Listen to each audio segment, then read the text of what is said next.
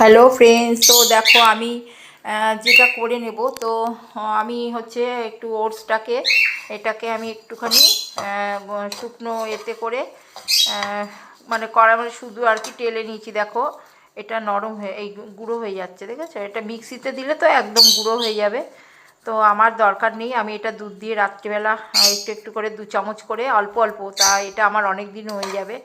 তো এটা ঠান্ডা হলে আমি এটাকে কৌটো ভরে রেখে দেবো। কৌটোয় করে ভরে রেখে দেবো। এটা হচ্ছে ওটস। তো যাই হোক, খেতে কিন্তু খুব ভালো লাগে না বলো তোমরা? তো আমার দুধ দিয়ে একদম ভালো লাগে। আমার যেন রুটি দিয়ে দুধ দিয়ে যেরকম খাই না, ওরকম লাগে। আমি একটু মধু দিই, দুধ দিই, রুটি দিই, এই দুধ কলা আর ওটস দিয়ে এটা খাই। আর যেটা দেখো, লতিটা এখন সেদ্ধ করে রাখবো, রাত্রেবেলা একটু গুছিয়ে রাখবো, তাহলে আমার একটু কষ্ট কম হবে। আর এখন একটু চা খেয়ে নেবো। তো চা দিয়ে কী খাবো, তো এই জন্য পাঁপড়টা আর